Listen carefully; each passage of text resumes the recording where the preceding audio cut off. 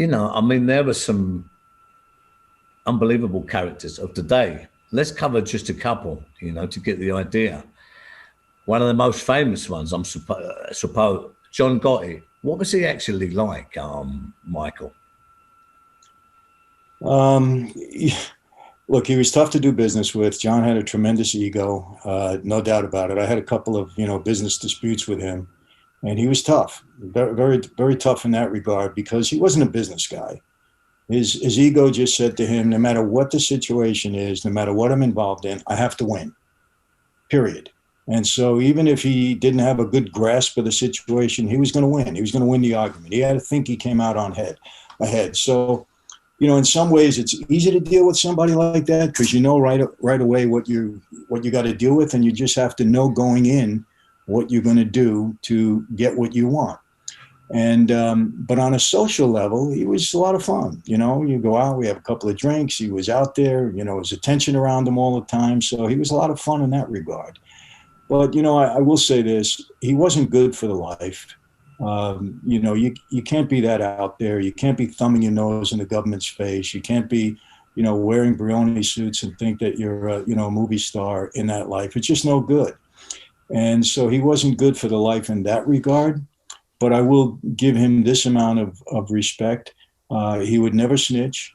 He lived by the code, and he died by the code. And same like my dad. My dad wasn't as flamboyant as he was, but there's certain amount of respect you have to have for somebody like that, and I respected him for that.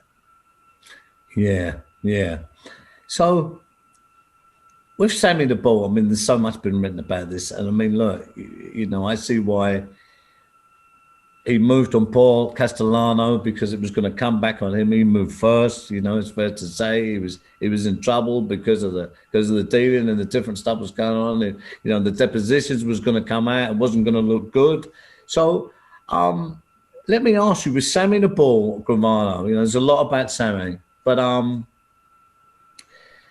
there's a lot been said that actually that Sammy says, look, John wanted me to take away.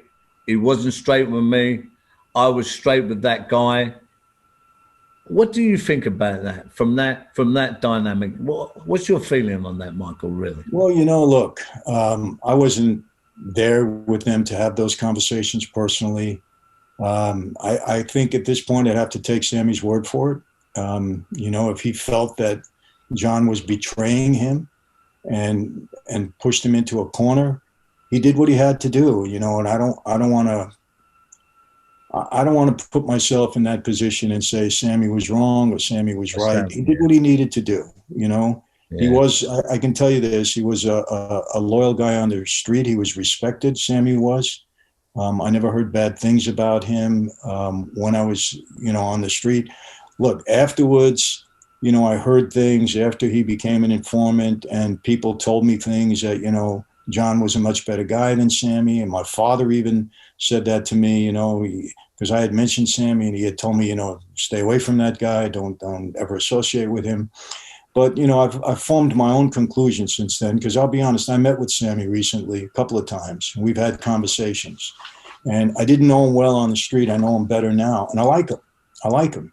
And, who am I to judge or question what went down with him? If that's what he says, he did 20 years in prison. He's trying to restart his life right now. He's worried about his kids and his grandchildren. So I respect that without a doubt. Make sure to subscribe, go into StephenGillen.com and sign up for more wonderful content to expedite, help, and support you on your own personal journey of success.